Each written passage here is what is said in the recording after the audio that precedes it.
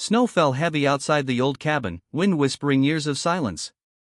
Noah froze, eyes on deep footprints, too big for Mary, too fresh for yesterday.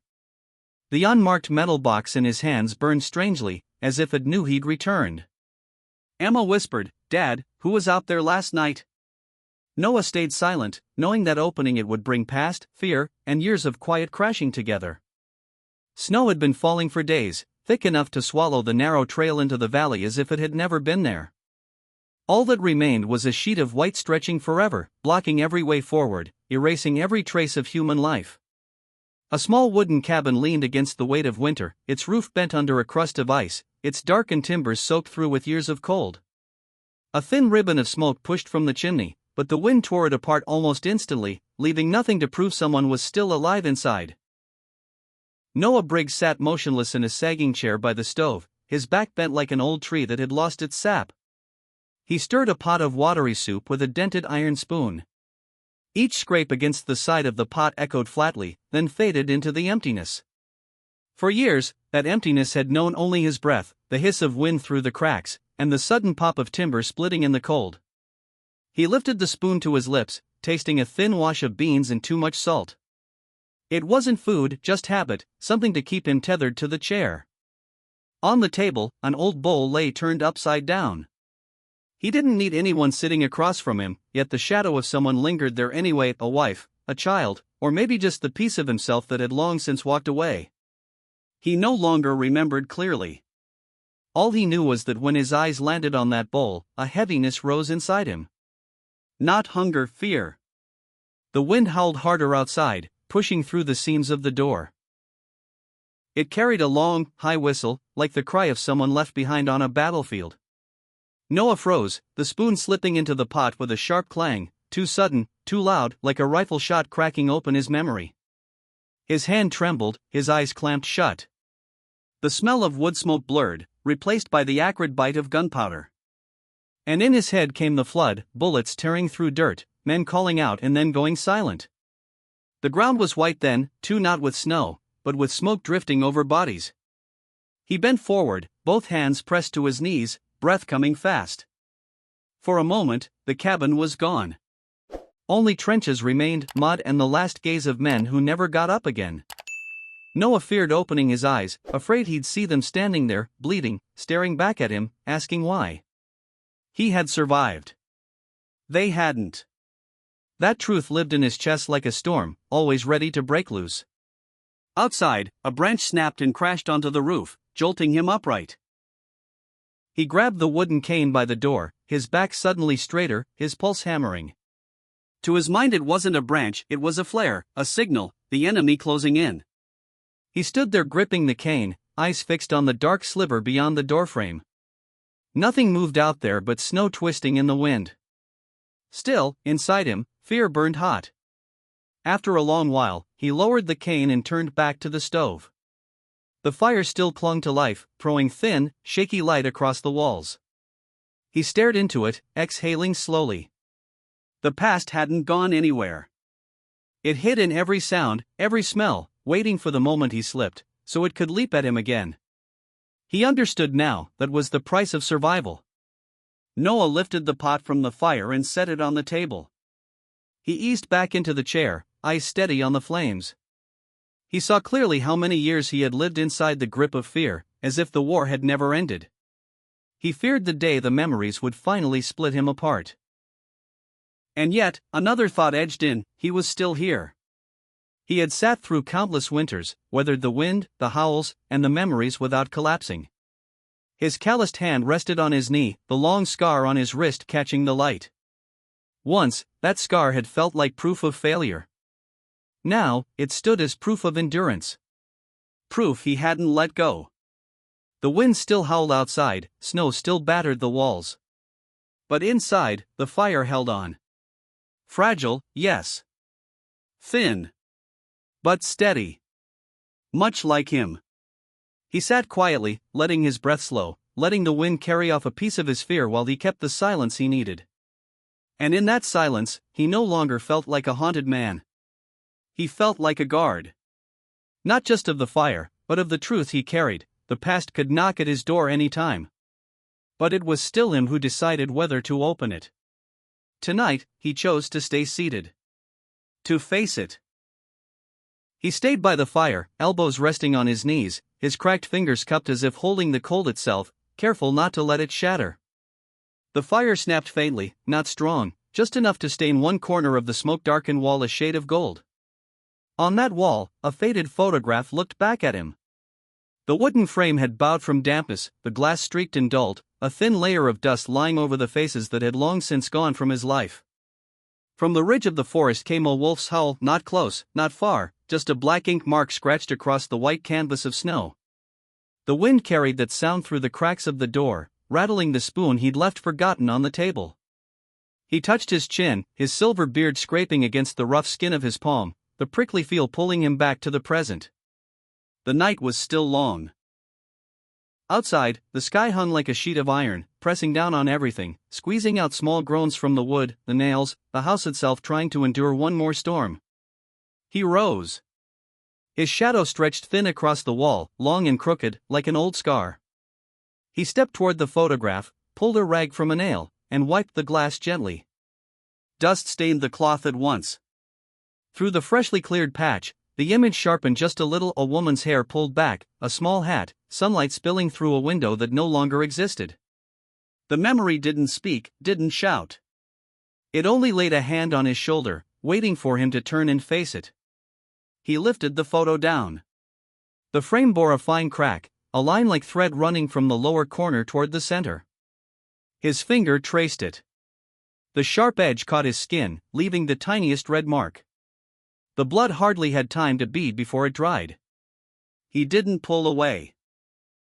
The sting and the clarity carried him back to other rooms, other kitchens, other tables alive with the sound of spoons on porcelain, the scuffle of small feet across wooden floors. Since then, time had passed through this house slowly, settling in the beams, pressing into the planks, turning into mildew on things he couldn't throw away. He hung the picture back up. The warped frame tilted it slightly, as if the person inside were about to speak, then thought better of it. He stepped back, let his eyes grow used to the lean of it, and returned to the fire. The photo stayed there, but its weight inside him had shifted just enough for him to breathe deeper. Outside, the wind changed direction. The air carried the metallic taste that meant snow was coming heavier. He checked the windows, stuffed rags into the cracks, tied off the loose cord. Small chores, but they gave him back some control, like stripping down and reassembling a rifle in silence. He set a kettle on the stove, the lid rattling faintly, steam rising in a thin thread that vanished quick. He poured the hot water into a dented tin mug, placed it on the table across from the overturned bowl. Out of habit, he turned the bowl so its lip faced the window, just the way it always had, though there was no one else at the table. Sitting again, he noticed the fire had slumped low. He laid in another log, angled in a triangle so the flames could breathe. His hands did the talking, still alive, still keeping, still waiting.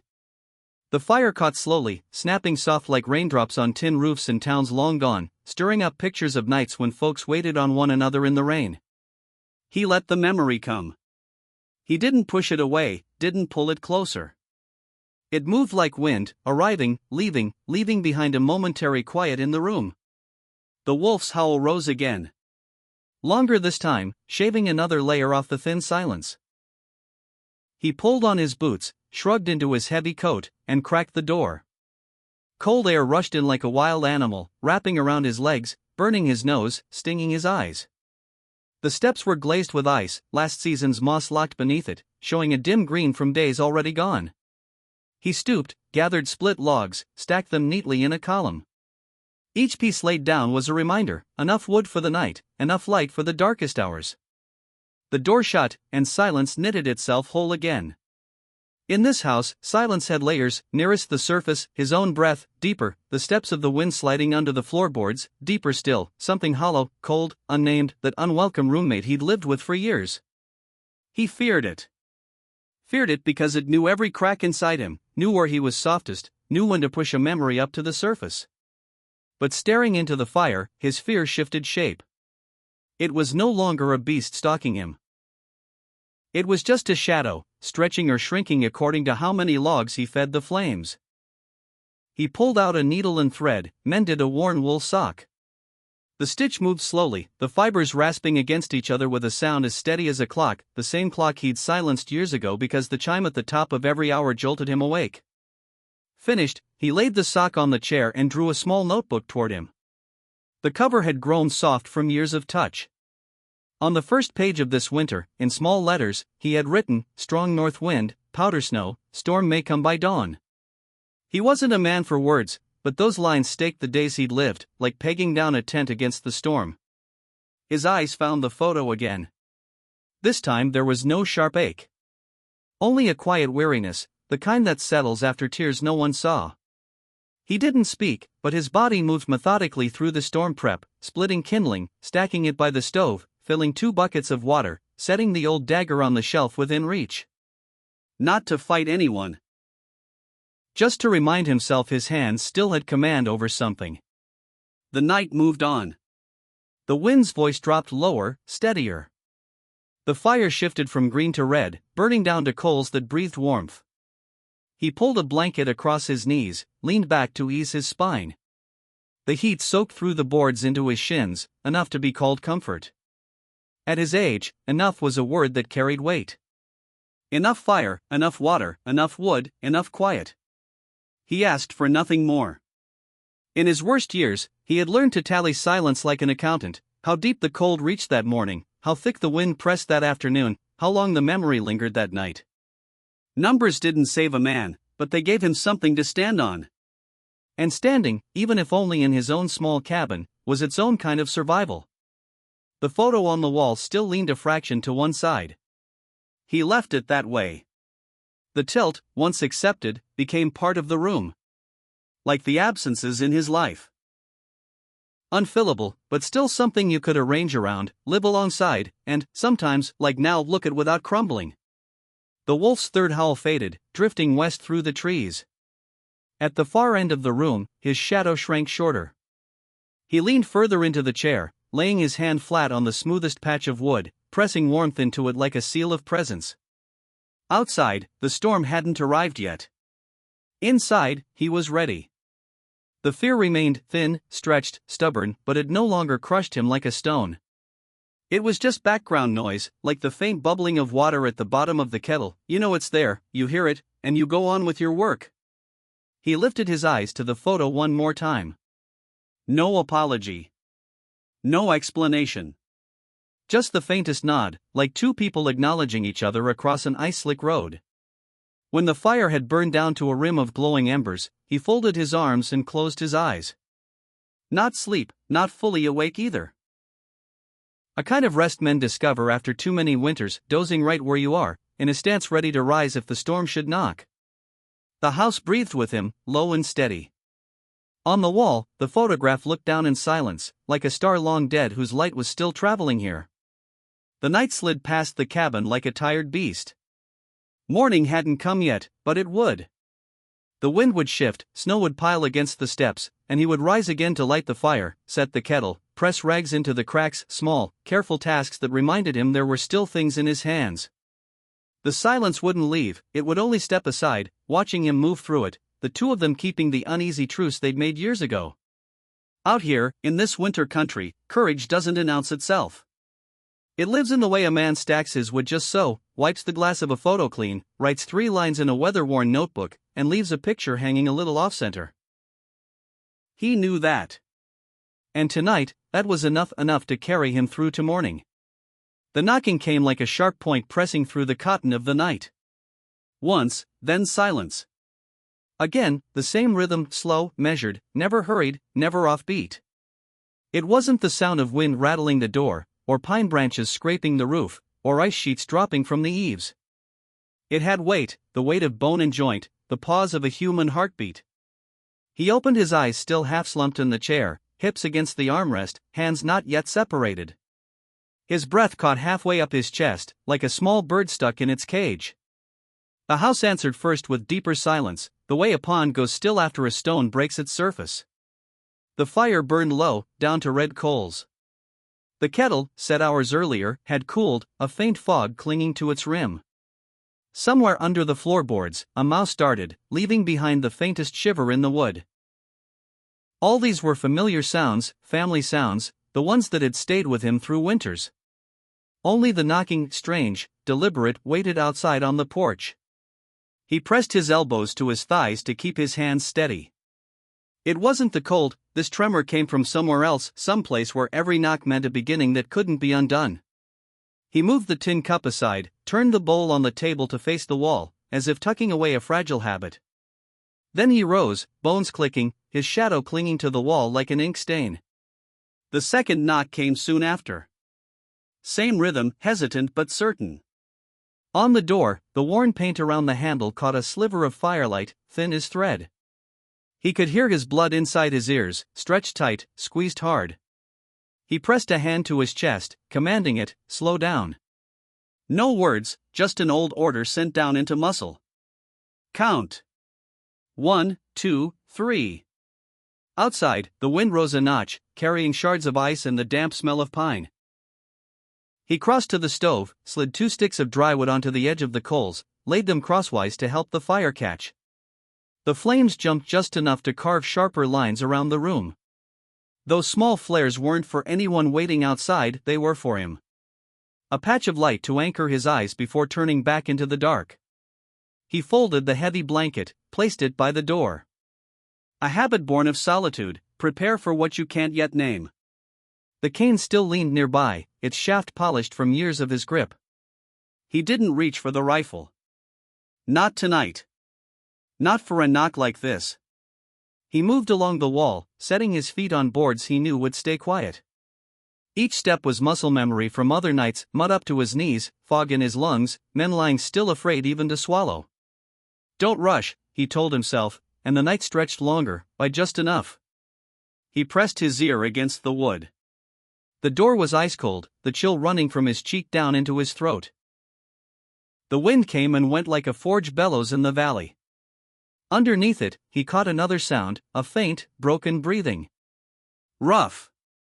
Uneven. Then the scrape of fabric against fabric, wet, heavy, like someone shifting their weight from one foot to the other.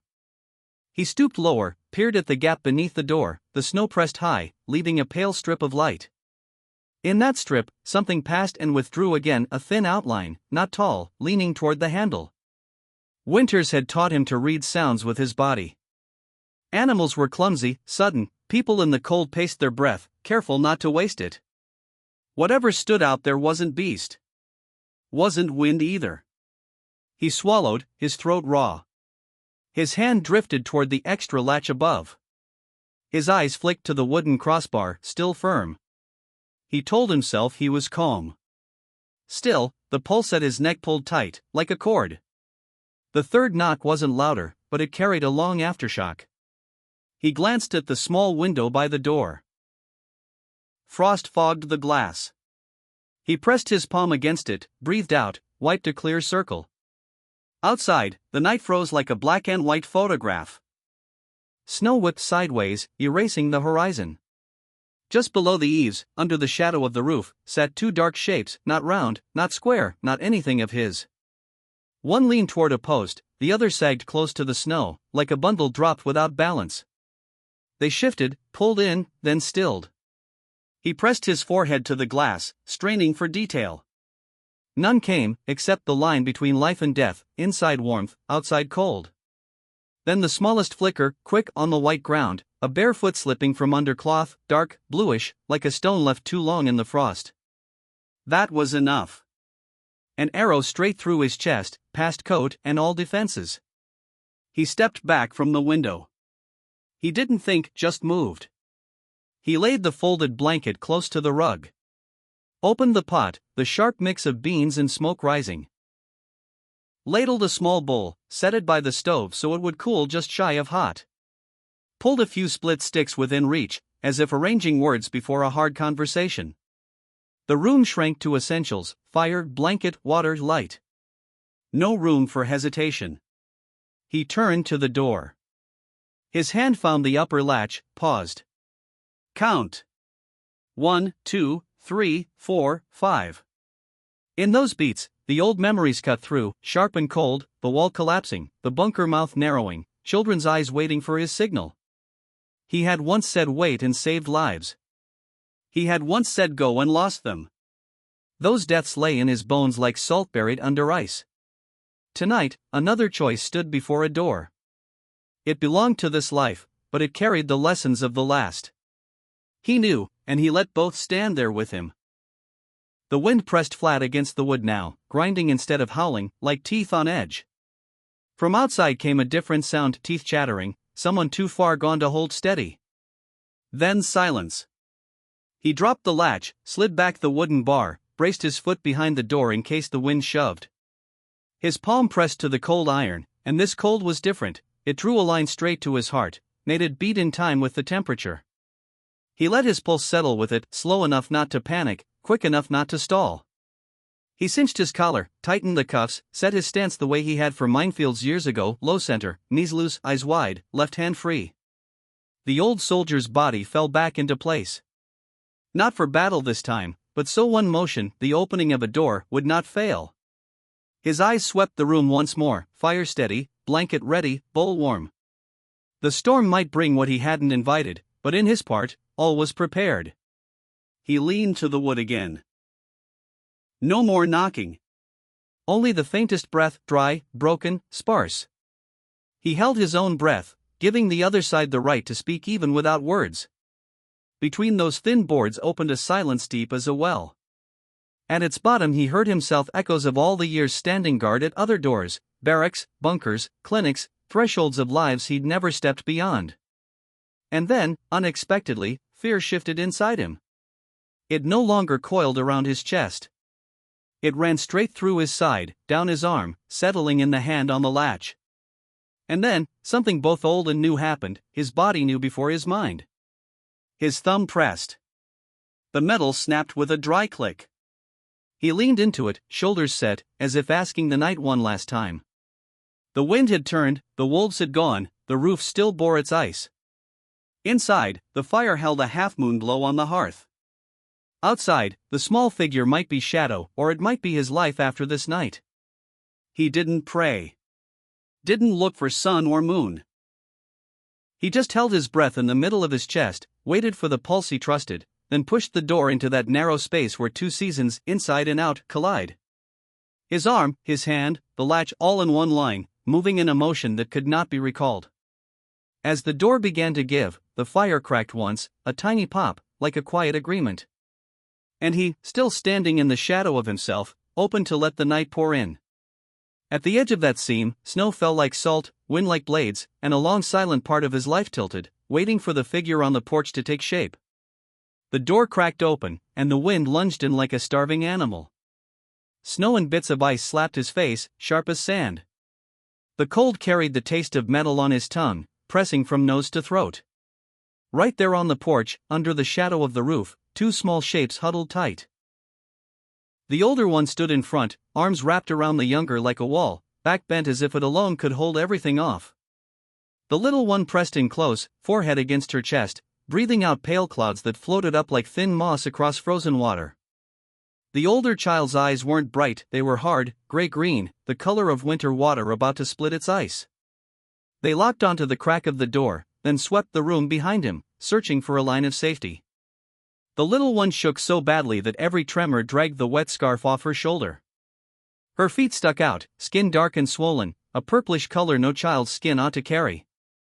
He braced the door with his arm so the wind wouldn't rip it away, and with the other hand he caught the heavy blanket he'd set by the rug, throwing it over their shoulders the way you'd cover something fragile in a storm. He said nothing, didn't need to. He stepped back, leaving enough space, letting the air between them do the inviting. The older girl pulled her brother forward, her thin arm stiff with effort. The snowy step nearly toppled them, and he slid his cane across like a railing, something firm for them to lean on as they crossed. The door closed behind, the wind locked out, still screaming but muffled now, like someone angry in the next room. Snow shook loose from their hair and coats, spattering the wooden floor, melting into thin streams that dragged streaks of road dust gray with them. He spread the blanket on the floor, eased the little one down against the stove. The fire glowed, bricks warming red, but he held them at a distance, careful not to let frozen skin kiss flame too fast. Old habit, lessons learned from field hospital nights, moved through his hands, telling him exactly how much space to keep. The little one kept shivering, toes clawing at the air. He lifted the kettle from the stove, tested it with the back of his hand, then poured some into a shallow pan. Steam fanned out, soft as cloud. He soaked a cloth, wrung it not too tight, water beating in its weave. When he pressed it to the boy's purpled skin, the child flinched but didn't pull back. Maybe the cold was worse than fear. He worked slowly, steady, the cloth moving like a prayer said with the hands, gentle, patient, practiced. The older girl never moved. Her arm stayed tight around her brother, though her own shoulders trembled with a rhythm different from his. She flicked her eyes quick toward the stove, to the pot still giving off its circle of heat, then back to his hands. Measuring. Weighing. Deciding whether to trust. He set the damp cloth aside, pulled the wool socks he'd mended earlier that afternoon from near the fire, letting them warm. A wolf cried far off, its sound pressed flat against the wood and smoke, faint as a pencil line across a map. No one spoke. The silence wasn't the locked door kind anymore, it had softened, stretched like dry cloth soaking up steam.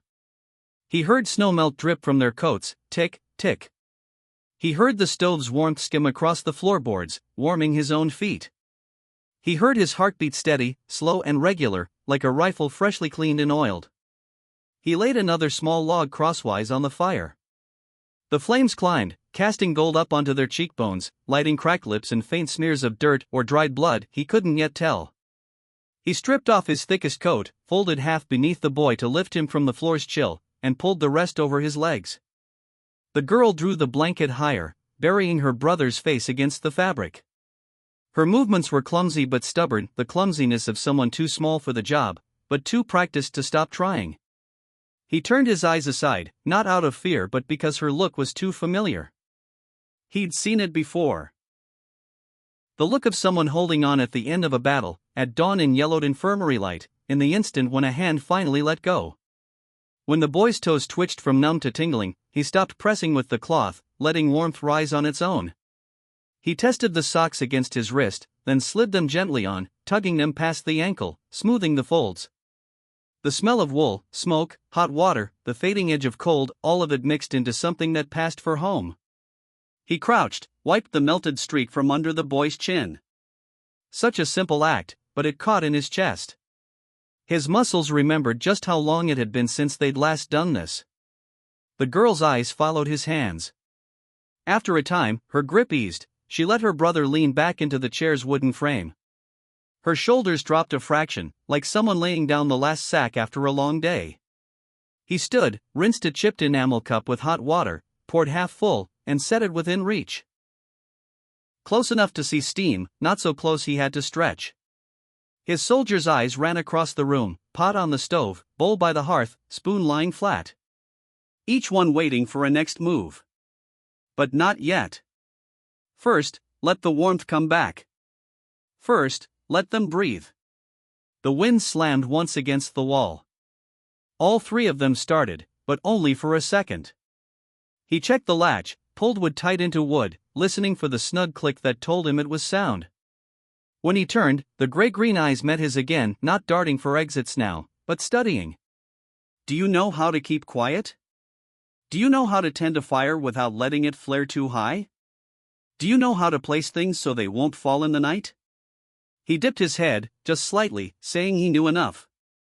The boy flexed his toes inside the socks, moving them once, tentative, like a branch remembering wind after being frozen stiff. The clatter of his teeth eased, replaced by steadier breath. The girl tugged the blanket higher. Her fingers cracked at one knuckle, leaving a pinprick of blood on the cloth.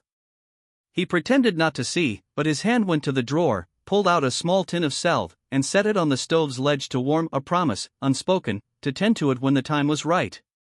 Now the room held 3 rhythms of breath, deep and slow from an old man, short and watchful from one who carried burdens too young, faint and weary from a child just pulled out of the storm. At first, they didn't match. Then they did, drawn into the crackle of the fire. He didn't count, but his body knew the beat, the way it once had on patrol, when to halt, when to move, when to lift his eyes to read the wind in the trees. The photo still hung tilted on the wall. The flames brushed its glass, flashing the faint outline of a face long gone. He left it where it was. Every new door opened beside the memory of one long shut. His hand touched the rim of the bowl he'd set earlier, warm now, heavy in the palm. He pulled back, letting it rest a little longer, letting the smell of beans seep into the room, a small sign that something gentler was on its way. The girl bent, pressing her ear into her brother's hair, checking his rhythm. When she felt the tremors ease, she let her hand fall from his wrist. It dropped awkwardly, like losing something she'd carried too long, before finding its place again on the blanket's edge. He folded his coat into a cushion, propped it behind the boy's back so he wouldn't touch the cold wood. A drop of hot water stung his hand, heat racing up his side, reminding him he was still alive. Some nights, one sting was enough to prove it. Outside, another wolf's cry drifted, farther now. The wind shifted, brushed the eaves, scouring like a broom across the yard. He looked down. The water from their coats had spread into a lens-shaped puddle on the floor, reflecting the firelight in glittering coins. He slid a bucket under, catching the drips, their patter in the tin like the footsteps of a careful guest. The house smelled different now, faint smoke, warm wool, wet cloth, the ghost of the storm. Silence no longer smooth and empty, it had grain, fiber, places to grip. He took the low stool by the stove, where the view was right, not too close, not too far. Distance measured by a man who knew that rushing could snap the thinnest thread in the room. When the boy sniffled, he only tilted his head. When the girl's shoulders sagged further, he uncapped the salve, rubbed it into her cracked knuckle with the lightest touch, as if laying a dry leaf on still water. She looked at him then, her eyes softening by a shade. No words, but something had latched, a thin cord, tied to a hook he'd left hanging on the wall for years, untouched until now. He glanced at the bowl again. The heat was ready. The spoon no longer shone cold. Slowly, the edge of night, the wind still pulling, the snow still piling, receded just a little, making room for something quieter, the memory of hands learning again how to hold warmth. At the stove's lip, the flame arched, exhaled, as though agreeing with the room on what would come next, a bowl set down, plain and warm, with no questions asked, no stories demanded, just enough to keep someone here. The pot was scraped down to the bottom, nothing left but a cloudy broth clinging to a few broken beans and a sheen of fat along the sides.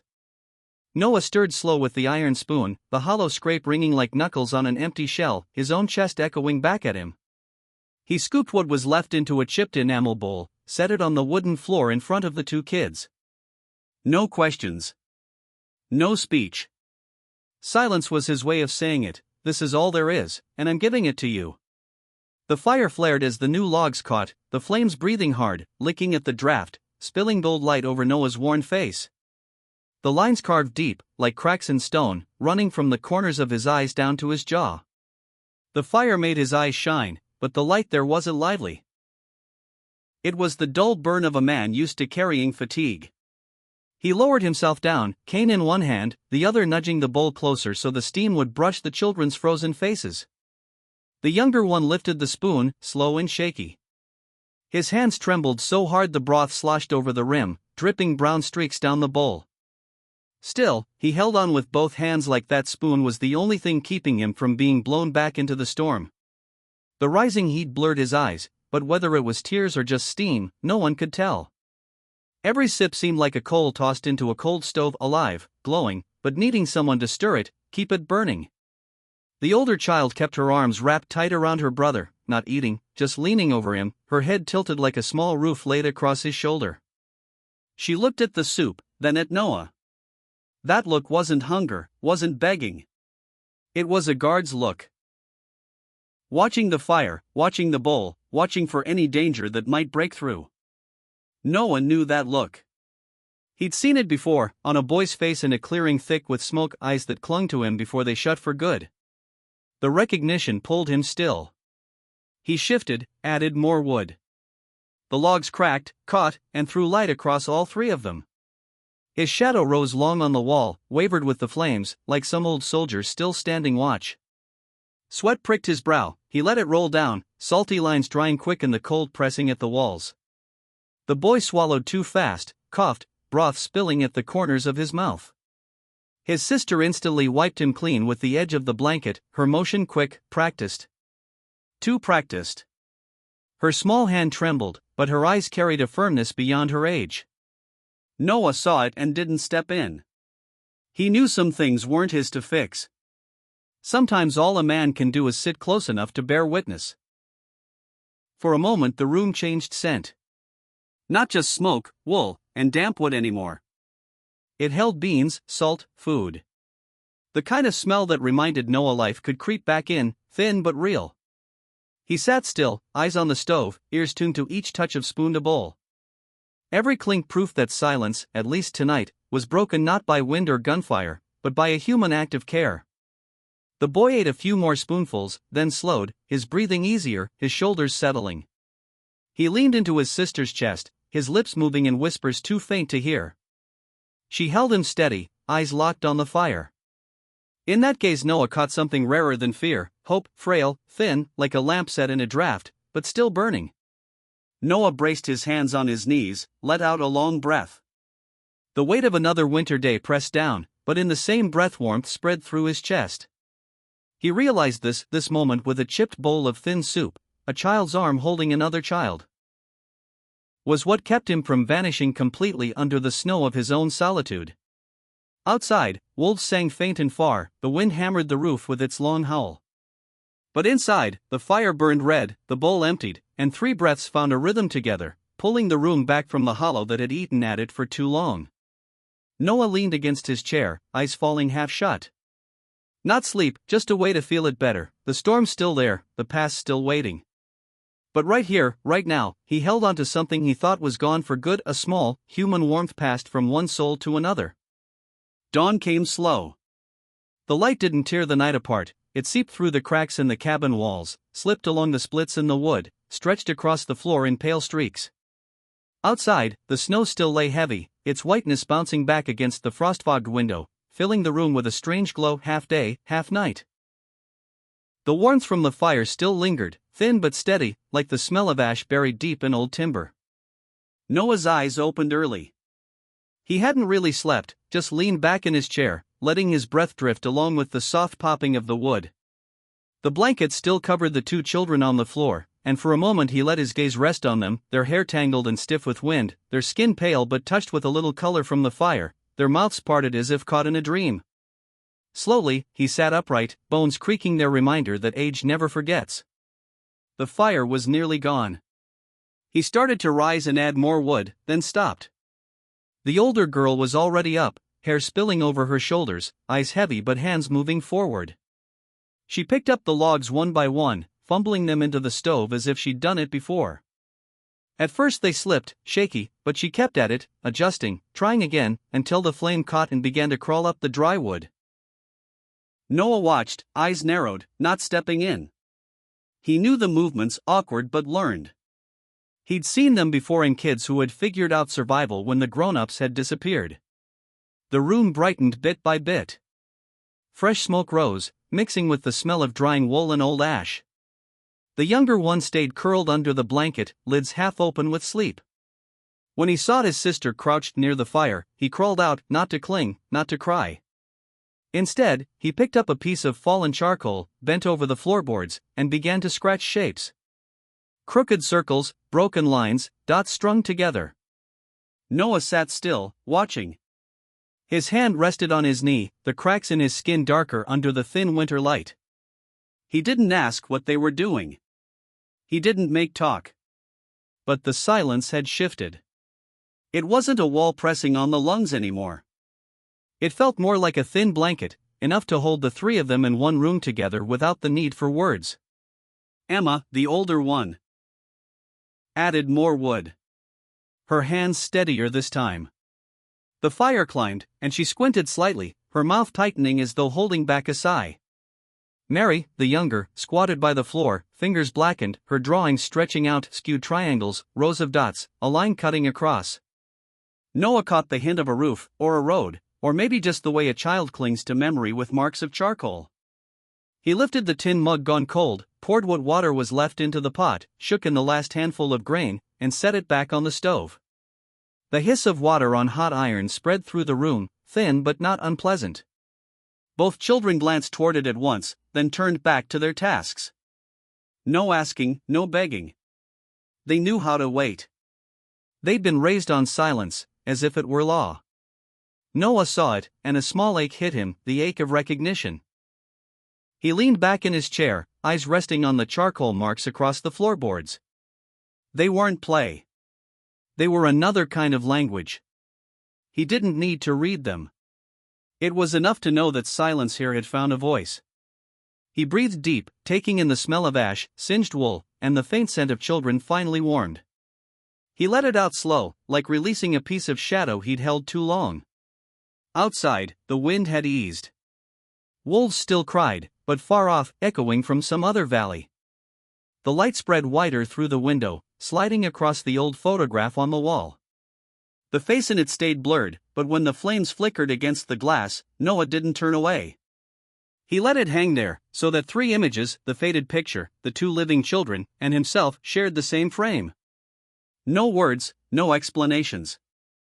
Noah braced his elbows on his knees and gave a slow nod. It was his way of saying this morning was different. Not because the snow had stopped, not because the cabin had new occupants, but because the silence itself had changed color, from a sharp, cutting cold to something gentler, faintly warm. Fragile, yes. But enough to keep a person here one more day. Evening gathered early. Light slipped back from the edges of the window like a strip of cloth being pulled from wood, leaving the room steeped in the blue tint of snow's reflection. The stove began speaking in its own tongue, the crack of splitting logs, the sigh of coals, the gold light curling around black stains on the wall. Noah pulled his chair closer, not for the heat, but so his eyes could rest on one fixed point of flame. The kids had eaten what little he could scrape together, thin cereal mash, a few dry crumbs of bread. The older one sat straight on the edge of the rug, arms loose around the blanket. The younger leaned his head against her knee, eyes half open, following the flicker like it was a star that might vanish any second. Noah laid his hands on his knees, the calloused joints facing the fire, every crack in his skin catching the light. He didn't speak most nights. Mostly he just sat. But tonight, silence wasn't enough, it needed a shape, a path. He let out a long breath, then began. Not with excuses, not with polished stories meant to ease fear. Just thin slices of memory, set side by side, the fire shining through each one. There had been a morning thick with fog, the ground hard as iron, the radio dead. On the map, the road bent in a narrow curve over a dry creek. On the ground, it was a stretch of reed grass, the slope scooped low, the earth pitted like open mouths. He remembered the taste of metal on dew-soaked leaves, the sound of boots grinding gravel to dust, the beat of the squad's hearts climbing his own spine. There was no choice but forward. Back meant sinking into swamp pits. Standing still meant offering your back to what you couldn't see. He gave the signal. His arm lowered in that automatic way drilled past words. Boots pressed light, weight leaning ahead. Somebody coughed, the sound smothered by the fog. Then everything tore open with a sudden flare, like the night's windows thrown wide and the sky hurled down onto the earth. Noise came thick, too fast to name, orders cut short, metal ripping through cloth, dirt exploding against helmets like hail. He remembered the eyes of the youngest one lit for a moment against the gray, and the boy's hand clutching at his webgear like it was tied to the whole world. He remembered stooping, pushing, pulling, counting boots. He remembered staring between two shoulders where breath struck the fabric like a trapped bird. Then silence fell, so sharp he could hear his own heartbeat, clean and hollow as a nail tapping on a tin. Some deaths make no sound. They leave like a lantern flame snuffed in still air, only a thin smoke standing upright in the dark. After that moment, every move was calculation. Dragging one man up from the grass, lowering another gently, carrying what weight remained down a slope with the least jolt. And finally, the counting. One by one, no mistakes, helmets, rifles, tags, names, letters lined on thin metal. He remembered trying to keep his hand flat, but his fingers shook too hard to hold the edge of a tag. One slipped into the mud, he picked it up, wiped it on his sleeve, leaving a brown smear across the letters, like burned skin. That smear had never left his memory. When he came home, they wanted answers. The bend in the map, the creek, the reeds, the fog, the dead radio, those could be recorded. But the shiver in the grass before a volley, the weight of air between two breaths, no one asked, no one wrote down. They put him in a chair, told him to sit straight. He sat straight. They spoke in the language of regulations. He listened, nodded where he was supposed to nod, like following another map. At the end, they said he could have chosen differently. He didn't argue. He'd known that long before them. He'd known it when he saw that boy's eyes close like a candle pinched out so the smoke wouldn't rise. From that moment, the verdict was set, with or without a gavel. So he'd walked away from crowds, shrunk himself down to fit one house, one winter, then more. Mornings splitting wood, afternoons fixing roofs, nights watching the fire. His hands built a fence around memory, enough to keep it from spilling out, enough to keep it from rotting him inside. On nights when the wind shifted, when snow hit the boards at a different angle, he could hear the old footsteps circling the house. He never opened the door. He just laid on more wood, let the fire speak louder than the voices of the dead.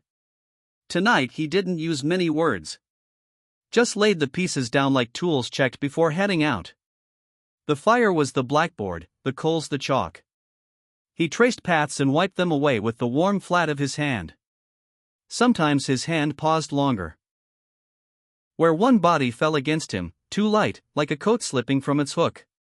Sometimes he skimmed quickly where a jeep rolled over gravel, headlights slicing the dark. In the end his eyes rested on the fire, where it sank small and curled in on itself, then swelled back as it swallowed a new stick. Survival, he thought, wasn't one thing. It was endless, small adjustments. It never ended. The older girl sat steady now, hands on her knees, back not pulled tight like before. The flames reflected orange across her eyes. She didn't ask why. She didn't ask what else could you have done. Those questions had been hurled at him once, by men who'd lived through it, and he hadn't answered. Here, in this room, the answer wasn't words. It was how he set the log in place without letting the fire roar too high, how he kept the pot from spilling when the water broke a boil, how he measured the space between a child's feet and the stove's iron. These little details told them what mattered. He had learned from old mistakes. Don't rush. Don't flex pride. Don't trust a light too bright. The younger boy sagged full against his sister's lap, his breath smoothing into steady strokes of sleep. When his eyelids settled, Noah quieted his thoughts too, stopping the story at a place that didn't need an ending. No lesson. No promise. Only an admission, his choice had carried names into silence, leaving him among the living to bear his own sound. He had sentenced himself to a forest life, repeating the same small tasks like a guard over a verdict unwritten. The fire dipped.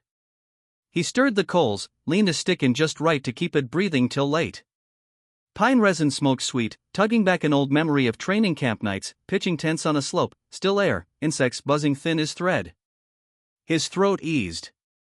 Not because the pain was gone, but because it had been sorted into the right box, like laying fragile things into a chest, lining it with cloth, closing the lid softly. The older girl pulled the blanket higher over her brother. Noah draped his coat over both, the edge overlapping the edge of her cover, making a soft fence. His hand brushed hers, skin cracked, but warm. He set a small tube of salve by her side, no words. She noticed, nodded once, then looked back at the fire. For a few seconds, their eyes met across the stove, where a spark flared and went out like a muted yes. Outside, the night kept flowing like a black river. The wind tapped the roof edge in steady rhythm, not angry anymore. Snow fell lighter, replaced by faint clicks of ice breaking loose from the eaves. Inside, the heat clung to walls, floor, cloth, hair. Everything held a trace of human warmth. Noah leaned back, shoulders dropped, neck loose.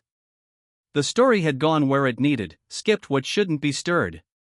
He felt the weight on his chest ease by a notch. He closed his eyes, not to sleep, but to listen if anything strange came. The silent verdict was still there, would still be there tomorrow, next season.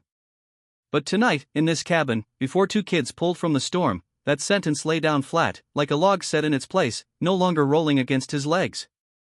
And if there was such a thing as strength left in a life like his, it was in the ability to repeat the smallest moves right, tending fire, holding breath, keeping distance even with hands that still shook and eyes that still saw ghosts. The fire burned steady, low. He opened his eyes, scanned the room. Everything in its place, bowl, pot, cane, blanket, two small bodies. He gave a short nod, like a man answering his own order.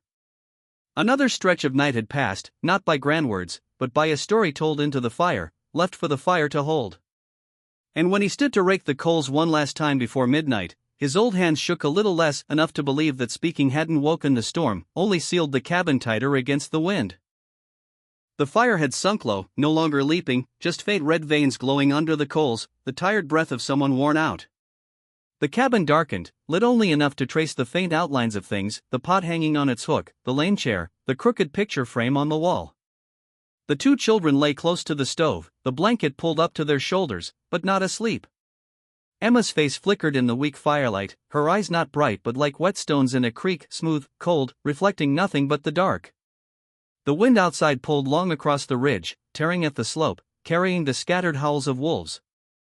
Inside, the silence was so sharp you could hear the wood itself breathing. Noah sat still, his hand resting on his knee, fingers bent into a half-closed fist. He didn't speak. But Emma did, her voice barely above a whisper, as though she was afraid even of hearing herself. Mother and father, they owed Crowder. Her words didn't waver, didn't crack the way a child's voice usually does. They were flat, level, thin like a thread drawn across a wound stitched too quickly. Noah tilted his head, just enough to listen. Emma went on, eyes fixed on the embers. They borrowed. They couldn't pay. Men came. Pounded the door. Father left. Then mother left. We stayed. The house was empty. Each line struck like a dry hammer on wood. No sighs, no sobs. One sentence stacked on the next, clipped short. In that telling Noah didn't hear courage, he heard the hollow sound of someone who had long since run out of tears, leaving only the shell.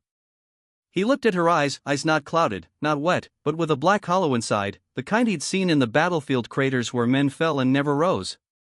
Mary stirred, her small hands tightening around her sister's waist, but she didn't speak. Emma kept going, steady. They told us to leave. Nobody wanted us. We walked. Tired. Only the white road. We came here. No more, no less. Not a word wasted. Her story left her mouth like pages from an old book, yellowed, scentless, only fingerprints left behind. Noah's chest tightened. He knew the name Crowder. He'd heard the stories whispered in bars years back, families losing land, losing homes to debts and papers someone else held like iron. But from a child's mouth, it was different. That flat voice carried more weight than any shouted curse.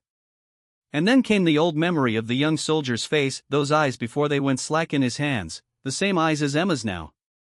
Wide, locked open, but with nothing left to cry. Just emptiness, as if life itself had been drained out in one last breath. Noah remembered the cold when those eyes closed. Not the wind's cold, but the kind that shot straight into bone. His grip tightened on his cane, his hand shaking, as if the firestorm of that moment still burned through him. He didn't interrupt. His silence was the only way to let Emma keep going. But she didn't. She stopped there, lifted her head once, then looked away, like she'd finished a book and closed it. Her thin shoulders sagged, heavy with fatigue. Mary whimpered softly, not crying, just a broken rhythm of breath. Emma squeezed her sister's hand once, firm, saying without words, "We don't cry anymore." Noah leaned back in his chair, his eyes holding on to both of them. He saw two small bodies, one braced tight to keep from breaking, one tucked in close just to stay alive. And in the space between them he saw himself, years ago, a man who had once given orders, once made decisions, and since then locked himself away in a wooden cabin like the warden of his own verdict. The fire sank further, embers glowing bright for a moment, then dimming. He prodded them gently, not to flare them up, but to keep them smoldering. Just like the hurt inside him, not burning, not gone, just buried hot. He glanced at the children again. Emma's eyes stayed open, lids heavy, sliding shut. Mary was curled like a small cat, face buried in her sister's side. And in that moment Noah felt the silence of the cabin had changed. It was no longer a sentence gnawing at him alone. It had turned into a blanket, draped over all three, holding their breath in the same rhythm. He realized, sometimes the flattest voice is the truest cry, the kind that doesn't search for an answer, only needs someone there to hear. And after all these years, he was finally sitting and listening. His gaze lifted to the faded picture on the wall. The faces of his wife and child were blurred almost beyond recognition, melting into the stains.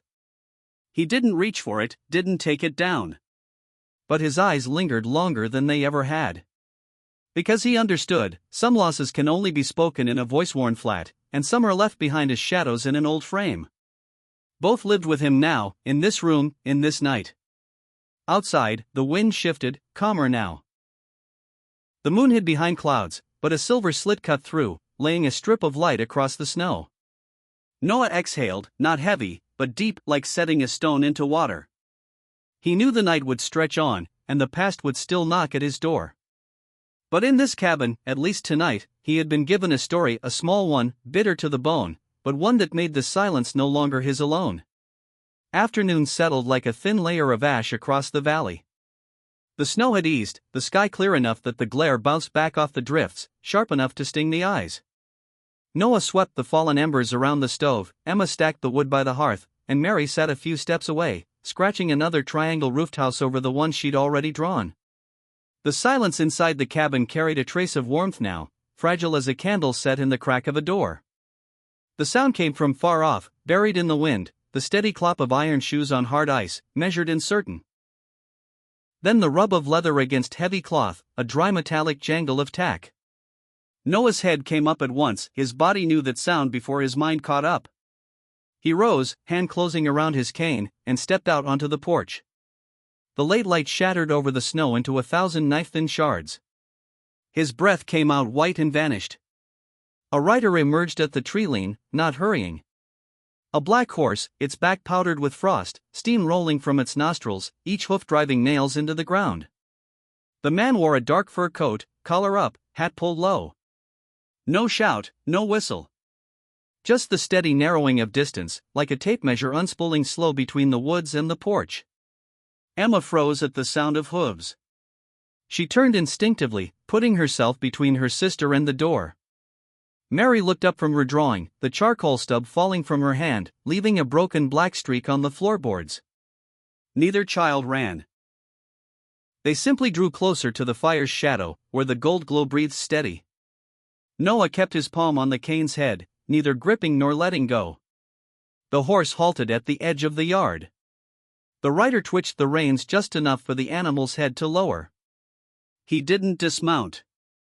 His eyes skimmed the roofline of the cabin, paused at the icicles jagged along the eaves, flicked over the neat stack of wood, then settled on the window where two small silhouettes had drawn back half a step.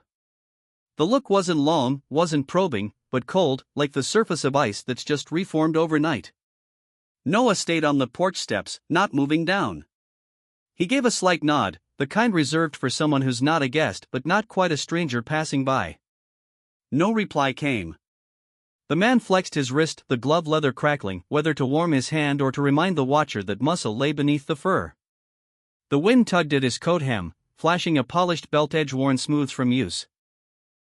For a long moment there were only 4 rhythms of breath, the horses, the riders, Noah's, and the cabin's. Then the man spoke, voice low and dry, like old timber shaved thin. Hard road this time of year. It needed no answer. His eyes went back to the window, pressing through the frost to land on the children. Mary buried her face against her sister's side. Emma straightened her shoulders, clutched the blanket edge, her cracked fingers breaking a bead of blood. Noah didn't turn, but he felt every shift behind him. He slid his foot half a step, steadied his stance, let his cane tap once against the porch, just enough sound to register. The rider loosened the reins, the horse snorted, striking its hooves twice against the ice. The sound spread wide, like hammer blows on a sheet of steel. The man tilted his head, gauging doorframe, wall thickness, the span from stove to threshold, the sort of measuring that needed no paper. A silver whisker on his jaw caught the sun, glinted, and was gone. Every motion neat, efficient, as if time where he came from was calculated in margins and tallies. Noah's eyes stayed on the reins, on the frozen mud caked to the horse's chest, mud that couldn't have come from snow alone, meaning there was low, wet ground somewhere back on his trail. He held his silence like a heavy cloth. The fire behind him breathed steady, the snap of a twig like the breaking of a toothpick. Inside, Emma didn't move. Mary's breath hitched once, then leveled. "There's smoke," the man said, still staring at the window. "Warm." His tone gave nothing away. Just a statement, logged like an entry in a ledger. Up close, his mouth twitched toward a smile, but it was only the stiff pull of someone used to winning, used to treating warmth as evidence to be weighed. Noah nodded again. He said nothing, there was nothing to add. He knew the man's name didn't need speaking, it already lived in the darker corners of tavern stories, in the choked breath of the child who had whispered last night. That name sat folded in the fur coat like a pocket knife, easy to draw, easier to close. The wind shifted, curling frost dust around the horse. The man bent forward, his hand stroking the animal's neck, the casual touch of someone who owned it, or maybe was convincing himself of something. When his hand dropped, it hovered near his belt, by the pouch at his hip. He didn't pull anything free. He didn't need to. Just left the gesture hanging, a reminder of the shortest road to use. Inside, the cabin's warmth pressed wool and ash smell up against the door. Mary risked a glance through the glass, a black horse with eyes like wet stones, breath puffing white, a man nearly still, collar high, eyes bright in shadow. She shrank back quick, as if staring longer might draw her out. Emma laid a hand on her head for a beat, not stroking, just pressing, then letting go. The rider finally lifted his eyes, meeting Noah's for the first time. That look didn't ask, didn't hide. It slid over him like a blade testing bark thickness, not to cut yet, just to know the measure for later. He turned the reins gently. The horse wheeled half around, hooves scraping 3 fan-shaped scars into the ice. Dark marks on white deep, set, not easily gone. When the thaw comes, the roads turn to mud, the man added, not really to anyone. This season, a lot of things wash away. Then nothing more. His words hung in the yard like a fresh nail still hot. Noah swallowed nothing. He kept his breathing steady, his eyes from blinking too long. He knew how to stand before a man like that, spine straight, no bowing, no puffing, no talk, no welcome. Any excess turned into a number recorded in a ledger no one else saw. The rider tugged once more. The horse swung to face the trees, its body twisting like a rope of black muscle. Before leaving, his eyes swept the window again where the 2 small shadows pressed back, then dropped to the snow, marking the place as if tying it with invisible string. No goodbye. No crack of whip. Just the sound of iron hooves carrying him off, steady, machine-like, swallowed into the woods. Noah stood until the last echo died. Then he let out a long breath, a dull ache lighting in his back, the old pain that came with a change in weather. He turned inside. Firelight struck Emma's face, darkening those gray-blue eyes. She didn't ask. Mary hugged the blanket to her chest, her knuckles streaked with charcoal. Noah leaned his cane against the wall, slid another log into the stove. The flames jumped, then fell back into rhythm. He crossed to the door, opened it a crack, looked down at the yard. 3 hoofprints stamped sharp as black signatures on the white. Deep, deliberate, without flourish. The mark of a man who never hurries and always arrives. He shut the door, set the bar firm. In that moment he realized his hand was colder than it had been before, not from the wind. Silence returned to the cabin, but it had changed its scent. No longer just wool and ash, now it carried a faint tang of polished metal. Emma sat back in her spot, pulling Mary tight. Noah returned to his chair, eyes locked on the fire. He could feel it, this silence wasn't the old kind, the kind that came from living alone. It had been cut open, a thin slice, a slit just wide enough for the wind to slip in whenever it pleased. Outside, the forest dimmed into dusk, the tree shadows stretching toward the porch. In the snow, the 3 hoofprints glowed faint blue. On the wall, the faded photo caught a lick of flame, quivered.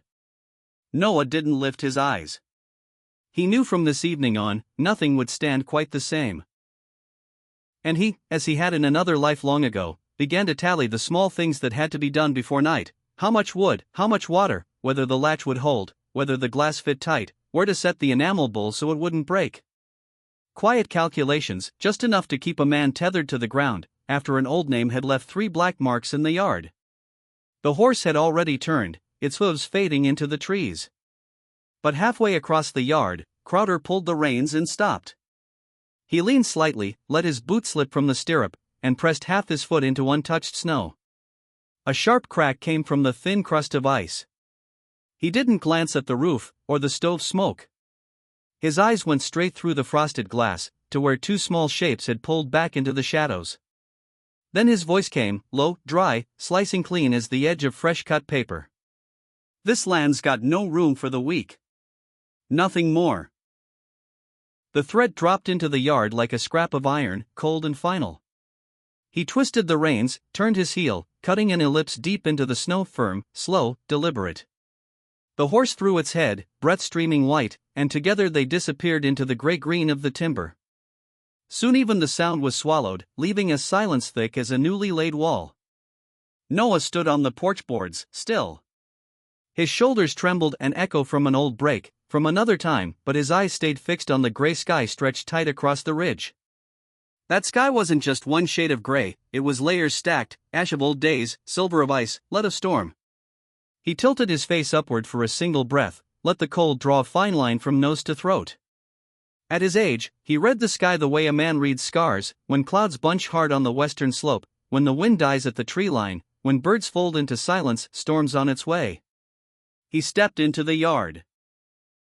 Snow cracked sharp under his boots. The 3 hoofprints from earlier still lay dark and fresh, angled across the drift. Beside them, Crowder's boot mark pressed deep, the tread ridged like blades licked clean. Noah crouched, set his palm beside it. The cold bit straight through.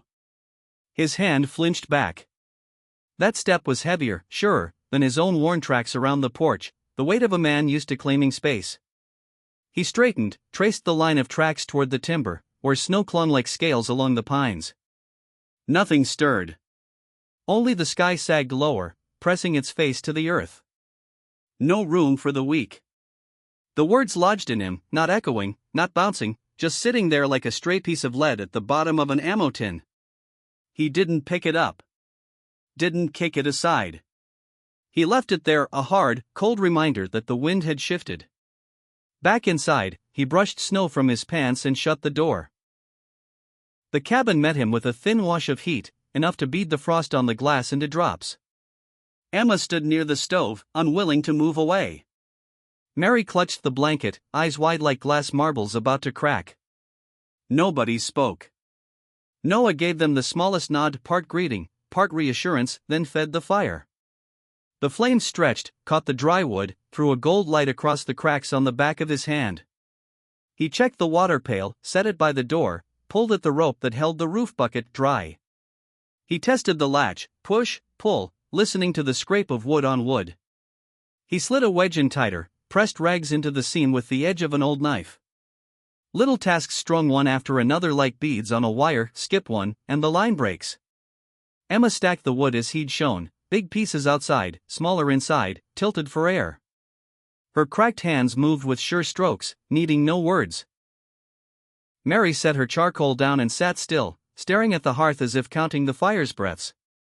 Noah's eyes flicked to the old photograph on the wall, the flame's light jittered on the glass. He didn't reach to straighten it. He left it tilted, like leaving the truth tilted, so those inside could read which way the wind blew. The ache in his back returned, that old throb that always came before weather turned. He didn't rub it, didn't complain. He pulled a chair to the small window, stared out. The bootprints still sat black in the snow. On the horizon, a smudge sank low, like some heavy beast crouched. From the timber came a long, low hum, not wolf, not wind, the sound of the earth-changing breath.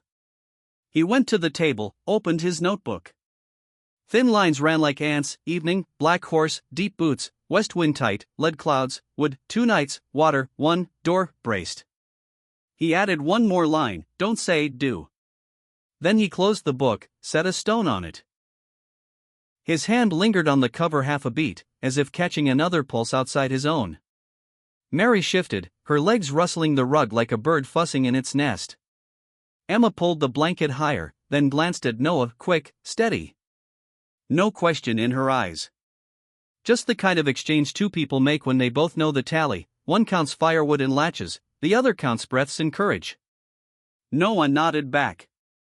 The silence in the cabin grew thicker, but not heavy. It had sinew now, logs stacked right, water-filled, latch solid, eyes on the sky. At the stove, he turned a log so the fire wouldn't hollow one side. The flames settled, tamed by his hand. The smell of pine resin sweetened the air, mixed with the faint tang of metal left by that thread outside. He washed the enamel bowl, set it to dry where he could reach it quick. Not for hunger. Just because he knew nights get long, and sometimes a man needs the rhythm of a small task to remind himself he's still steering. Outside, the gray deepened. From the eaves, ice began to drip steady, ticking into the yard like a clock he'd long since silenced. He counted a few beats, then let it go. He cracked the door for a moment, let in a thread of air, shut it before the next gust pushed through. These things he did with the ease of long habit, living at the thin edges between warm and cold, trust and doubt, staying and leaving. He braced his hands on the table, straightened his spine. Ran the words through his body like a smith testing an edge with his thumb. No room for the weak. He knew he wasn't strong. Bones stiff, muscles slow. But strength here wasn't counted in bulk. It was in how many times you rose to tend the fire, how tight you fitted a wedge, how steady you held your eyes so a child wouldn't slip into fear. Men who spoke of weakness only ever noticed the loud kind of strength. Here, it came in quieter forms, waiting, holding, repeating, right. He stepped out once more, down into the yard. The sky hung lower, the darker band chewing at the tree lean. The wind shifted again, lifting cold straight from the ground. Crowder's print was fading at the edges, but the core stayed sharp. Noah picked up a dead branch, pressed it into the hollow, it sank to his knuckles. He pulled it free, brushed it off, and stuck it upright at the step's edge, a rough yardstick for the night. Crude, but enough. Back inside, he set his cane by the door, turned, and looked again at the girls. Mary had curled tight, eyelids heavy but open. Emma leaned against the wall, hands on the blanket, head tilted toward the fire like a living shield. Noah drew his coat over both of them, hem overlapping the blanket into one soft barrier. He set a small bucket of water near the stove so it wouldn't freeze. The room took on a tighter order, fewer gaps, fewer cracks. A gust slammed the porch, rattling the glass. Noah lifted his eyes to the gray sky through the frost. No lightning. No thunder. But the snow had begun to whisper, a dry hiss as flakes tapped the roof. He knew the night would stretch long. That sentence would sit here too, among the wood, the bucket, the enamel bowl. But it wasn't the only thing in the room. There was fire, and blankets, and dry socks, and hinges wedged tight, and eyes that hadn't left each other. He sat on a low chair, held his hands near the fire, then drew them back before the skin cracked. His shoulders steadied.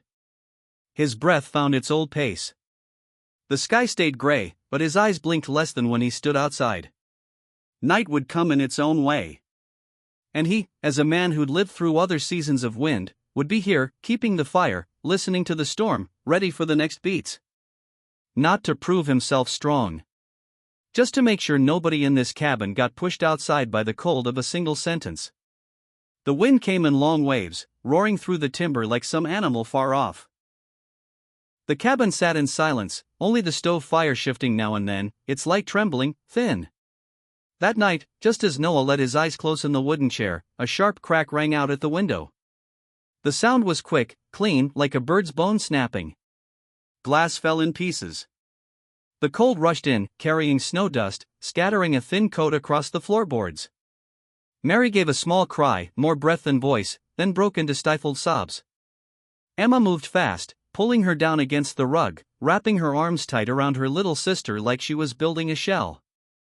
Her eyes stayed wide, not on the broken window, but fixed on Noah's back. She believed the old man would stand, that he was the only wall between them and the dark outside. Noah didn't leap up. He waited a beat, listening, for footsteps on snow, or for the silence to prove itself false. Then he rose, slow, taking the cane from its place against the wall. He stepped to the window. The wind cut his face sharp, like thin knives. He leaned in, peered out. Just the black shadows of trees stretching long, wind curling. But in the scatter of snow across the sill, a fresh boot print stood deep, leading away toward the woods. He shut the shutter, nailed a board across it. Each hammer strike landed hollow and sure, echoing through the stillness. The sound was like a heartbeat, slow, unyielding. Inside, Mary's crying eased as Emma pulled the blanket over them both, whispering short words too low to catch. Noah turned back. The stove had sunk low, coals glowing dull. He fed it more wood, but the flames flickered and fell, not enough to push back the thick dark crowding in. By morning, a faint metallic smell hung in the air. When Emma opened the chicken coop, the bird's cry made Noah step out at once. The lone hen, the one Mary liked to scatter crumbs for, lay under the straw, neck broken, feathers matted with dark blood frozen stiff. Mary saw and broke into sobs, tears streaking her pale cheeks. Emma held her close, silent, but her eyes went hard, the ember inside colder than the wind. Noah buried the chicken in the back, in a small hole under the snow. He tamped the earth down, the sound dull, like he was laying a piece of their fragile peace into the ground. Mary stood at a distance, clutching Emma's coat, sniffling. Emma didn't cry. She stared at the covered patch of ground, then turned away. The next night, Noah didn't sleep. He sat by the stove, cane across his knees. The fire burned steady, but its light had changed. It wasn't warmth anymore, it was a hard glare, a watchlight, probing the corners, hunting for signs of threat. He knew that from the moment the glass shattered, from the quiet death of the hen, this cabin was no longer just shelter from the storm. It had become a trench, and he the lone guard at post. Mary curled in Emma's arms, eyes shut but breath short, unsteady. Emma stayed awake. The firelight cut her young face into sharp lines, older than her years. Sometimes her eyes lifted and caught Noah's. No words passed. But in the silence there was an unspoken pact: we will not look away, no matter how deep the dark outside runs. Noah gripped the cane tighter. Every rush of wind through the cracks, every branch breaking in the woods, he took as a signal. The fire kept burning, but now it wasn't to warm them. It was there to remind the three of them they still existed, holding on in a night that had only just begun. Morning came after a night without sleep. Noah stepped out into the yard, wooden bucket in hand. The sky still carried the leaden color of the night clouds, a thin gray light washing the snow in a dull silver. He walked to the well, the old rope and bucket that had served him through winters past. With the same practiced motion, he lowered it down, waited for the hollow splash, then hauled it back up. The water spilled over the rim, clear as ever, catching what little light there was. He raised it to his nose. A strange smell rose, sharp, biting, not of earth, or moss, or wood. He touched a drop to his tongue, and spat it once. A bitter taste spread, burning the back of his throat. He tilted the bucket, let the water pour onto the snow. It spread dark, carried a faint scorched smell, like chemicals left to sour. Noah stood still, eyes fixed on the stain. In that moment he didn't just see ruined water. He saw the mark of something else. Whoever was out there didn't only mean to freeze him, or starve him. They meant to strip away the things that still kept him, and those children, standing. He went back into the cabin, said nothing. He set the empty bucket down by the door, as if to remind himself the well was gone. Emma noticed, her eyes following the gesture, but she didn't ask. Mary shifted under the blanket, coughed weakly, and Emma only pulled the covers tighter. No words were needed, they understood. That day, instead of the well, they gathered snow and boiled it.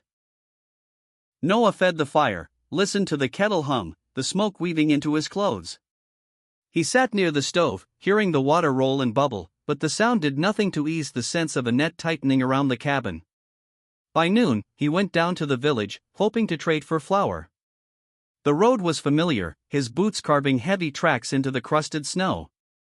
But once he turned into the narrow lane, he felt it. People didn't meet his eye. A few doors slammed shut quick. Figures in yards turned away, suddenly busy with some chore. At the small shop on the corner, the keeper, who once gave him a nod without fail, turned his back, fussing with sacks of grain, never saying a word. From the tavern, whispers drifted through the wind. He caught pieces: men dead, wrong call, coward. Noah stopped, scanned the shadows hunched together, but didn't step inside. He knew those words. They had followed him for years, a shadow he couldn't shake. But today, in their mouths, the sound was different, no longer doubt, but certainty. As if someone had poured oil on an old flame, and the blaze rose up again. His scarred hands gripped the bucket handle tight. For a moment, he almost turned toward them. But he held back. Not from fear, but because he knew, any word from him now would be bent, twisted. The stories Crowder planted had found their soil, in fear, in contempt, and they were growing fast. That soil had always been there, waiting. He turned his back, walked on. The wind in his ears carried scraps of words trailing after him. Took the children in, they won't last. He didn't walk faster. He didn't slow. But each step seemed twice as heavy in the snow. When he reached the cabin, he pushed open the door. Emma looked up from the stove, a wooden spoon in her hand, stirring a pot of melting snow. Mary sat close by, lips cracked, eyes fixed on him, waiting for something. Noah set the empty bucket down. Said nothing. Emma looked from the bucket to him. She didn't ask. She only pulled her sister closer. Inside Noah, the truth settled cold and clear. Crowder didn't just want the house, or the land. He wanted to hollow him out, to make him nothing in the eyes of the town, to turn the children's trust into fear. He wanted Noah's war stories to cut him open every time he stepped outside. That night, Noah sat by the fire. The flames flickered low, unable to cover the dark patches along the walls. He watched his shadow shake, stretched and crooked. Mary had fallen asleep, still clutching Emma's sleeve. Emma kept her eyes on the fire, glancing at him now and then. There was no contempt there, no fear. Only a silent question. When will those words stop following us? Noah didn't answer. He only fed the fire, watched it flare for a moment, then sink again. Just like his strength, pushed on, held out, but ringed tighter every hour from within and without. And while the stove kept breathing, he understood, the real fight wasn't in fists or bullets. It was in not letting himself collapse under the whispers. Night dropped heavy, sharp as a block of cold iron hanging over the cabin roof. Wind howled down the pass, rattling the wooden walls till they groaned like something being worn thin. Noah sat alone at the small table pulled close to the stove, the fire behind him throwing his shadow up crooked against the wall. Emma and Mary were huddled together under a blanket in the warmest corner, their breathing steady but thin, uneasy. Noah reached under the table and pulled out a bundle of old paper and a rusted fountain pen. He'd kept them there for years, as if they'd lost their use. His hand shook when he twisted the cap, dried ink caked dark around the nib. He scraped it clean with his pocket knife, dipped into fresh ink, and began to write. Thomas Coldwell. The name cut across the page in a stiff hand, like a line out of a military report. Each letter landed with the sound of metal tapping bone, short, cold, but something that had to be set down. He had no way to begin with warmth. No old friend, no brother. All he knew was how to write the way he once filed reports after battle, when men in offices demanded the truth clean and stripped of feeling. North Cabin. Near the old ridge. I've run into trouble. Threat from Crowder. He wants the land. Wants me gone. He set his sights on 2 children sheltering here with me. The well's been poisoned. Window smashed. Henhouse raided. Rumors spreading. I've got no ground left to stand on. He stopped, the nib dripping a blot that spread into the paper like old blood. His breath slowed. Each line was a stone dragged out of his chest and set on the table. But instead of easing the weight, it seemed to grow heavier. On the page it became proof of what he feared most, his own failing strength. He went on. This isn't a battlefield report. But it's no different. I can't stay silent. If I go down, these children go down too. They've had enough already. I can't let them vanish into the snow like nameless ghosts. Noah set the pen down, rubbed his forehead. Sweat beaded there though the cabin was cold. The wind rattled the patched window, the hinges shuddered. Each sound reminded him, time was running out. He took the pen again. If you still remember me, Thomas, if you still hold a place for the voice of a man they branded a failure, come. I don't ask for charity. Just presence. Some battles can't be stood alone. This is one of them. He signed it, Noah Briggs. The last stroke broke, slanting off as if it had run out of breath. He folded the page, slid it into a yellowed envelope, sealed it. His cracked fingers pressed the flap down longer than they needed to, as though he were pasting what pride he had left into it. He sat a long while, staring at the envelope. In the firelight it looked like a small dry bone, fragile but unyielding, holding a part of himself no one had ever seen. Since leaving the war, silence had been his sentence. But tonight he broke it, with a handful of words. Noah rose, pulled on his coat, and opened the door. Wind clawed at his face, sharp and raw. He stepped out onto the porch, found a spot on a post where he marked a notch assigned to himself to hand the letter off in the morning to the old mail carrier who sometimes passed through the ridge. He knew the letter could be lost, could never reach Thomas at all. But writing it, trusting even a little in the page, was its own release. Back inside, Emma stirred half awake, raised her head. Noah gave a small nod, then sat again by the stove. The fire painted his face in red light, tracing every wrinkle, every scar. Inside him, the cry for help still rang, but along with it came a wire pulled taut, the resolve that this cabin would not fall into shadow without him standing in its way, whatever the end. Outside, the wind went on howling, like a beast circling, waiting for its chance to strike. Morning came with snow still falling, but thin and tired, like the sky was down to its last breaths. A heavy gray hung low, pressing on the ridge. Inside the cabin, the stove still glowed, but the light it gave off wasn't enough to ease the worry threaded through the wood itself. Noah sat for a long time, eyes fixed on the floorboards, where the old tongue-and-groove planks locked together. He knew it was time to show Emma and Mary what he'd kept to himself all these years. Not to frighten them, but to prepare them, the kind of instinct you carried out of war. Always know a way out, always have a place to fall back when every door slams shut. He leaned on his cane, knelt down, ran his calloused hand along the seam between the planks. Emma noticed, lifted her head from the stack of firewood she was setting straight, her gray-blue eyes steady. Mary let the bit of charcoal slip from her fingers and crawled close to her sister, clutching the hem of her coat. Noah didn't look their way. He slid a dull knife into the crack, pried up a section of floorboard. The sound it made was dry, hard, not like a hammer, not like the wind. It was the sound of an old door opening under the earth. Beneath lay a narrow, dark hollow, damp and hidden. A dugout he'd carved years back, when he rebuilt the cabin after the war. He never thought he'd use it again. But Crowder had seen to that. Noah tilted his head, motioned them closer. Emma pulled Mary with her. Their eyes widened, half fear, half wonder. He set his heavy hand on Emma's shoulder, bent low so his gaze met hers. He didn't waste words. He only pointed toward the black space under the boards, then gave a slow nod. Emma's lips pressed tight. She looked down into the hollow, then back at him. Mary clung to her sister, trembling but not crying. Noah slid the board back, fitted it flush, pressed his palm against it longer than necessary, as if sealing a vow into the wood. There were no warnings shouted, no instructions spelled out. Just the deliberate steps: lift the plank, show the hollow, rest his hand on the girl's shoulder, then close it again. That slow patience said more than words could. This time he wasn't running. But if the worst came, they were to survive. Emma understood. She bowed her head once, the kind of nod you'd expect from someone grown. Mary didn't grasp at all, but her small hand dug into her sister's, certain that if her sister stayed, she would too. Noah rose, set his cane against the wall.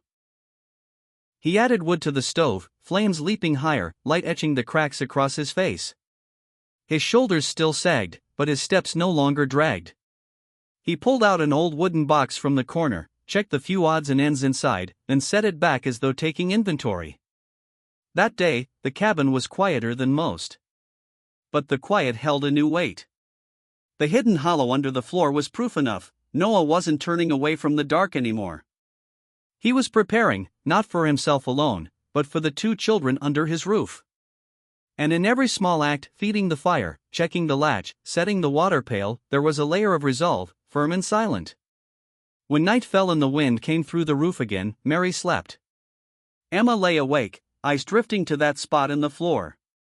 Her look wasn't fear anymore. It was recognition, a way through, a quiet promise. Noah caught her glance, and for a moment, his heart beat slower, steadier. No more words were needed. The cabin had its refuge, and he, an old soldier who once bowed beneath his memories, now stood straight, silently declaring to himself, this time, he would not turn away. That night, the blizzard came down like a pack of white wolves. The wind howled, driving sheets of snow hard against the wooden walls, making the cabin shudder like it was gasping for air. The stove still glowed, but its light couldn't punch through the roar outside. Emma wrapped the blanket tighter around Mary, whispering short words, while Noah sat by the window, eyes locked on the dark. He knew it wasn't just snow that was closing in. Then came the sound, hooves pounding on ice, sharp and hollow. Followed by the crunch of heavy boots pressing into snow, slow, deliberate. Noah rose, hand on his cane, but the moment he reached for the latch, the door blew open. The wind tore inside, carrying with it a wall of shadow. Crowder stepped onto the porch, his fur coat dusted white with snow, two broad men at his back like breathing stone pillars. No greeting. Just the rope snapping out fast, wrapping tight around Noah's arms, pinning his back to the porch post. The wood was cold against his coat, his breath came out in short bursts. He didn't fight it. He knew any struggle now would only bring the weight down on Emma and Mary. Emma yanked Mary back inside, but Crowder jerked his chin. One of his men dropped a bundle of dry straw onto the steps, the damp smell of it rising in the storm. The other pulled a matchbox, struck one, a tiny flame flared red-blue, then snuffed in the wind. But the hiss of it was enough to make Mary choke out a startled sob. Emma spread her arms wide, small hands stiff like a shield, standing in front of her sister. Her eyes locked on that flicker, pupils shaking, but she didn't look away. Behind her, Mary pressed her face into the blanket, curling in on herself. The rope cut deep into Noah's cheek. He lifted his head. The old man's eyes burned bright. He didn't look at Crowder, or the two brutes. His gaze was fixed on the fire, trying to catch. The storm wind whipped it back and forth, but he knew one spark in the straw, and the cabin would go up in red. The wind shrieked, rope creaked, straw rustled underfoot. His heart hammered, but there was no panic in it anymore, only that cold, tight focus he remembered from the war, in those last moments when a bad call could bury a whole unit. Only this time, there was no unit. Just him, and two children in the cabin behind him. Crowder crouched, pulled a handful of straw, twisted it, tossed it down at Noah's feet. His eyes slid toward the doorway, caught Emma's stare. For a second, something cruel flickered there, then vanished. He gave a nod. The man with the matches struck again. Flame leapt, held this time, sulfur biting the air, reaching for the waiting straw. Noah drew in a breath, deep and steady. The rope cut harder, pain stabbing through his shoulders, but his eyes stayed locked on the fire. And in his chest, a single thought pounded heavy as a command, this time, I will not turn away. The match flame was about to kiss the straw when a white beam tore through the storm. Not lightning, not fire, the headlight of a snowmobile cut straight across the porch, throwing Crowder's shadow long and jagged over the snow. The engine roared low and steady, a strange, foreign sound in the wilderness, like another breath breaking into the blizzard. Crowder froze, snapped the match to the ground. The flames snuffed out in the wind. His two men swung around, eyes squinting against the glare. Out of that light, figures took shape. Thomas, shoulders dusted in snow, stepping forward. Behind him came townsfolk, no rifles in hand, only shovels, lanterns, work coats pulled straight from the fields. The glow of lanterns and the snowmobile's beam shook together, forming a trembling ring of light around the porch. Noah was still bound, his back pressed hard to the post, but his eyes shifted.